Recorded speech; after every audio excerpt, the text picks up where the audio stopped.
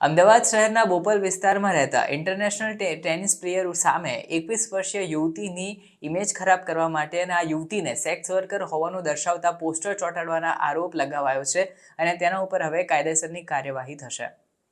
આ વ્યક્તિએ સમગ્ર શહેરમાં પોસ્ટર ચોંટાડી અને એક યુવતીને બદનામ કરવાનું કાવતરું કર્યું હોય તેવો આરોપ તેના ઉપર લગાવાયો છે।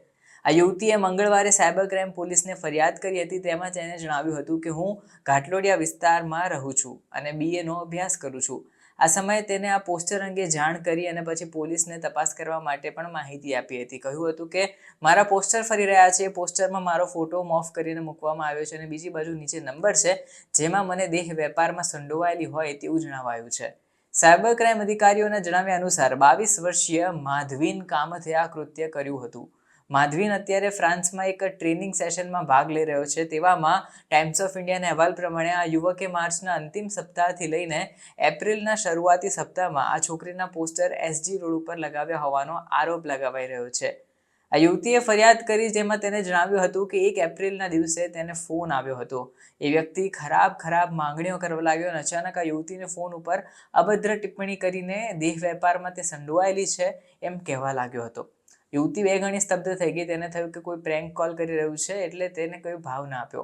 બીજી બાજુ ફરીથી એક શખ્સે યુવતીને ફોન કર્યો અને પૂછ્યું કે તમારી સર્વિસનો ચાર્જ કેટલો છે, તમે દેહ વેપાર કરો છો તો એક સર્વિસનો કેટલો ચાર્જ છે। એટલે યુવતીને થયું કે હવે આ ફોન વધી રહ્યા છે। એક પછી એક બેક ટુ બેક આ યુવતીને ફોન આવતા હવે તે ચક્રાવે ચડી ગઈ હતી। તેને થયું કે હું દેહ વેપારમાં નથી સંડોવાયેલી છતાં કેમ મારી ઉપર આ પ્રમાણેના ફોન કોલ્સ આવી રહ્યા છે। હવે યુવતીએ કંટાળીને પૂછ્યું કે આ મારો નંબર તમને કોણે આપ્યો? ત્યારે જેટલા પણ ફોન્સ આવ્યા હતા બધાએ કહ્યું કે મેડમ એક પોસ્ટર તમારું ચોંટાડ્યું છે જેમાં ફોટો પણ તમારો છે અને નીચે નંબર આપવામાં આવ્યો છે। આ નંબર ઉપર મેં ફોન કર્યો ત્યારે આ માહિતી મળી છે। મહિલાએ ત્યાર પછી એનો સ્ક્રીનશોટ મોકલવા કહ્યું અને બાદમાં આ અંગે પોતે પણ રિસર્ચ કરી રહી હોવાનું જણાવ્યું હતું। એપ્રિલ મહિનાના બીજા સપ્તાહમાં આ મહિલાએ પોલીસ ફરિયાદ કરી દીધી હતી અને તેને સમગ્ર હકીકત પણ જણાવી દીધી હતી કે સતત છેલ્લા ઘણા દિવસોથી તેને ફોન આવી રહ્યા છે અને બધા તેની પાસેથી એક જ વસ્તુ માંગી રહ્યા છે અને કહી રહ્યા છે કે તમે દેહ વેપાર કરો છો કે નહીં અને તમારી સર્વિસના કેટલા રૂપિયા તમે લઈ રહ્યા છો। નોંધનીય છે કે આ પ્રમાણેની ઘટના સતત વધતા તે યુવતી જે હતી તે ગભરાઈ ગઈ હતી। યુવતીએ કહ્યું કે અમદાવાદ શહેરમાં મારા ફોટોઝ સાથે નંબર એડ કરીને કોઈક વ્યક્તિ મારી ઇમેજ ખરાબ કરી રહ્યું છે, કોઈક વ્યક્તિ પોસ્ટર ચોંટાડી રહ્યું છે અને મને દેહ વેપારમાં સંડોવાયેલી હોય તેવું કહી રહ્યું છે।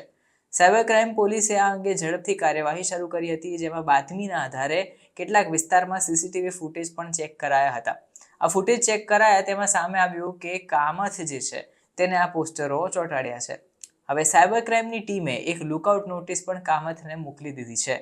એટલું જ નહીં, તે જેવો વિદેશથી અમદાવાદ પરત આવશે કે તરત જ એરપોર્ટ પરથી જ તેની ધરપકડ કરી દેવાશે અને પછી મોટી કાર્યવાહી હાથ ધરાશે।